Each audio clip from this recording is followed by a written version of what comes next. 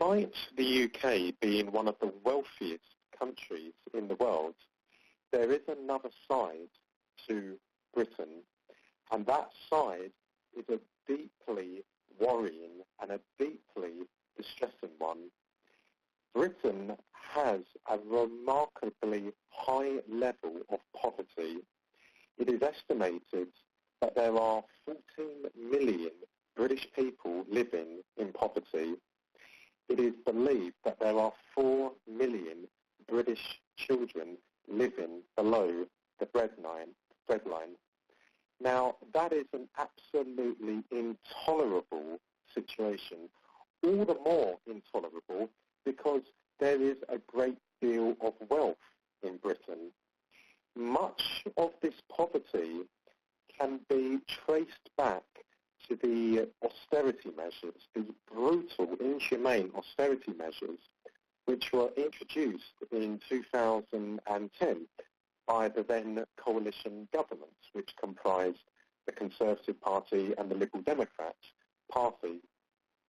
Public spending was cut immensely, absolutely savagely cut. Everyone knew that there had to be cuts made. That was accepted across the political divide. However, what the Liberal Democrats, or what the Conservatives and the Liberal Democrats introduced, and what the Conservatives have kept in place since being the sole party in government since 2015, are blanket cuts.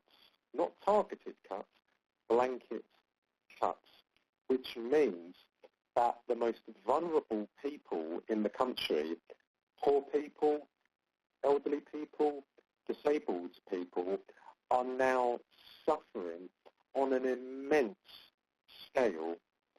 And it is simply remarkable that the British government finds vast amounts of money for supporting terrorist groups in Syria, for example, the White Helmets. They find hundreds of millions of pounds, perhaps billions, to maintain Britain's nuclear deterrent system, Trident. The British state finds tens of millions of pounds for a royal wedding, but the British state does not have money for those 14 million people, 14 million Britons in poverty, the 4 million children living below the breadline. That is a national disgrace.